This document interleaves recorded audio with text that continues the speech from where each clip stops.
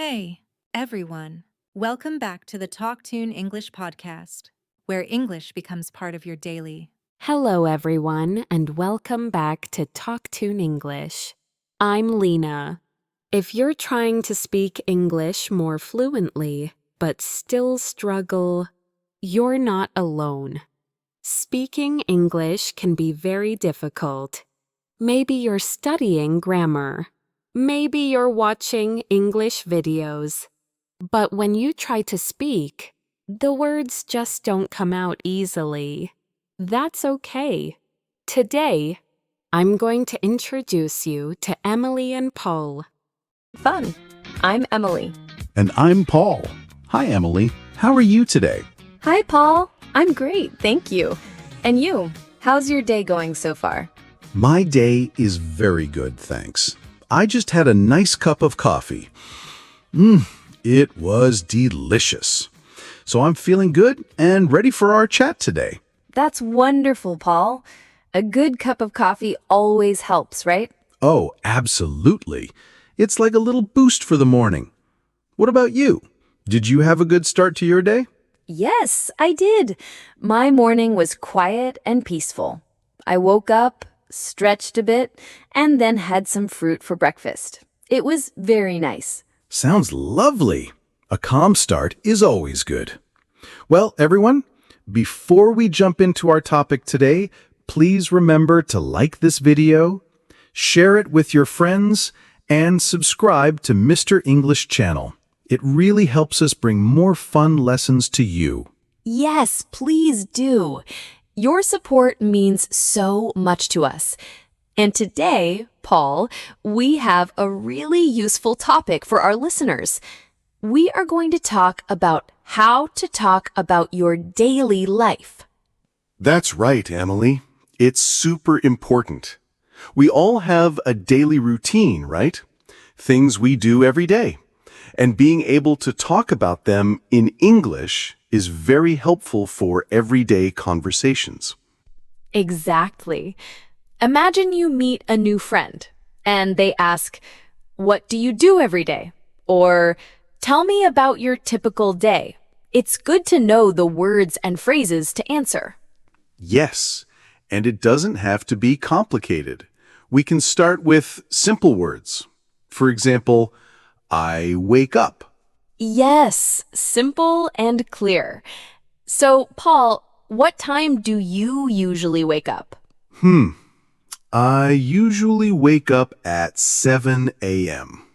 Sometimes earlier, sometimes a little later. What about you, Emily? I usually wake up at 6:30 a.m. Yes, a little earlier than you. I like the quiet morning. After I wake up, I usually get up. Ah, yes. Wake up means your eyes open, but get up means you leave your bed. Good point, Emily. Thank you. It's an important difference. So, after you get up, Paul, what is the first thing you do? After I get up, I always brush my teeth. It's the first thing. And then I usually wash my face. What about you? Me too. Brush my teeth and wash my face. Then I usually make my bed. It makes the room look nice. Do you make your bed, Paul? Sometimes, Emily. Sometimes I do. Other times, not so much. But it's a good habit. So after you do that, what's next for you? Well, after that, I usually have breakfast. I love breakfast. What do you usually have for breakfast, Paul? I usually have toast and a cup of tea, sometimes eggs. Do you have a favorite breakfast? Yes, I love fruit and yogurt. It's light and fresh. So, after breakfast, what do you do before you start your work or your main activities? Good question. After breakfast, I usually get dressed. I choose my clothes for the day. And then I often check my phone for messages or news. Yes, checking the phone is a very common activity now, isn't it? So, after you get ready, what do you usually do? Do you go to work or work from home? I usually go to work. I take the bus. It's not far. What about you, Emily? Do you work from home or go to an office? I usually work from home most days. It's very convenient. So, my morning routine after breakfast is usually to start work. That's great. Working from home has many benefits. So, during the day, what are some things you do related to work? During work, I usually write emails and have meetings. Sometimes I make phone calls. What about your workday, Paul? What do you do? At work, I usually talk to customers and help people. I also write reports. My workday is usually busy. Sounds like you have a lot to do. Do you usually have lunch at a specific time? Yes, I usually have lunch around 1 p.m. I eat with my colleagues. We often talk and laugh. What about you, Emily? Do you usually take a break for lunch? Oh, yes. I always take a break for lunch. I usually have it around 12:30 p.m. I try to make something healthy. Sometimes I read a book during my lunch break. That's a good idea. Reading is very relaxing. So, after lunch, you continue working, right? Yes, I usually continue working until the afternoon. So after lunch, I go back to work. What time do you usually finish work, Paul? I usually finish work at 5 p.m. Then I go home. What time do you usually finish your work? I usually finish work around 5:30 p.m. or 6 p.m. After that, I usually relax a bit. Maybe I listen to music. Relaxing is important. After I get home, I usually make dinner. Do you cook dinner, Emily? Yes, I do. I usually cook dinner around 7 p.m. I like to try new recipes. What do you like to cook for dinner, Paul? I like to cook simple things like pasta or chicken with vegetables. Sometimes I order takeout, though. Oh, me too sometimes. It's nice to have a break from cooking. So, after dinner, what do you usually do in the evening? After dinner, I usually watch TV or play games on my computer. Sometimes I call my family. That's nice. I also like to watch TV in the evening, or sometimes I go for a walk. It's nice to get some fresh air. Yes, a walk is good. Do you usually read a book before you go to sleep? Sometimes, yes. I like to read before bed. It helps me relax. And then around 10 p.m., I usually go to bed. What about you, Paul? What time do you usually go to bed? I usually go to bed around 10:30 p.m. I try to get enough sleep. So, our daily routines are quite similar in some ways, aren't they? Yes, they are. It's interesting to see the differences and similarities. So, listeners, we've just talked about many simple actions we do every day. It's like telling a story about your day.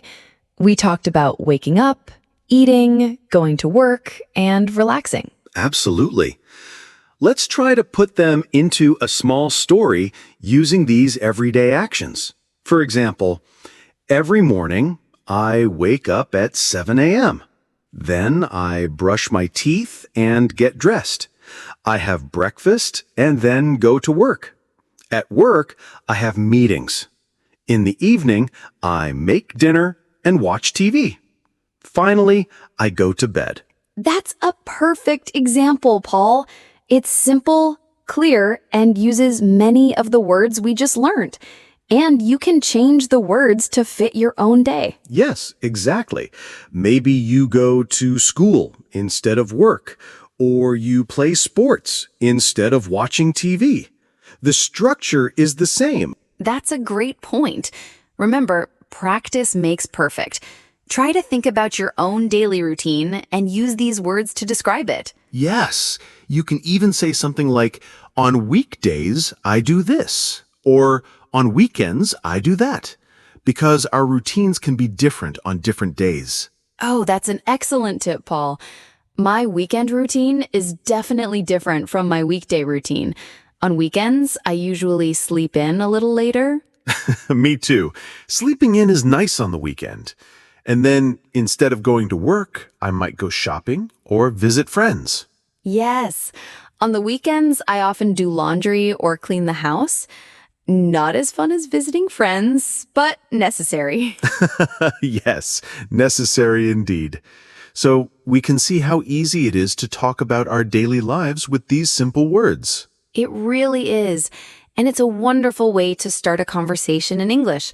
When someone asks you about your day, you can now answer with confidence. Yes, and you can also ask other people about their day. You can say, "What do you do in the morning?" Or, "What do you do after work?" That's right. It makes the conversation flow naturally. Remember to use I for yourself, like I wake up, and you when you ask someone, like what do you do? Good reminder, Emily. It's all about using those basic verbs and putting them together. Don't worry about making mistakes. Just try to speak. Yes, every time you speak, you get better. It's like building a house, brick by brick. Every word is a brick.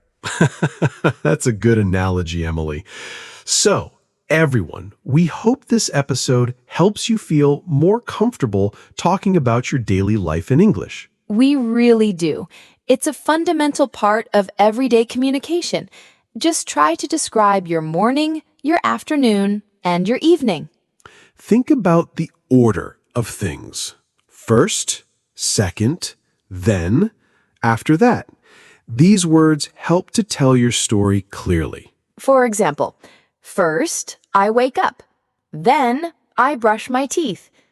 After that, I have breakfast. Simple steps. Yes, and don't forget to use the present simple tense when talking about your routine, because these are things you do regularly. I wake up. I eat. I go. Excellent point, Paul. The present simple is your friend when talking about daily habits. Well, Emily, this was a very practical and useful episode. I think our listeners have a lot of good words to practice now. I agree, Paul. It was fun. Thank you for sharing your daily routine with us. And thank you for sharing yours, Emily. It's always interesting. Okay, everyone. That's all for today's episode of Mr. English Channel. We hope you enjoyed learning how to talk about your daily life. Yes, before you go, please remember to subscribe to our channel if you haven't already, like this video, and share it with anyone who is learning English. Subscribe so you never miss a lesson. Come back and practice with me anytime. And remember, you are never too late, too old, or too shy to speak English. Well, you've already started. That's the hardest part. Now, just keep going one phrase at a time. This is TalkTune English. I'm Lena, and I want to thank you for spending this time with me. Keep listening. Keep practicing, and most importantly, keep connecting. Until next time, keep it simple, keep it real, keep it TalkTune English. Goodbye for now.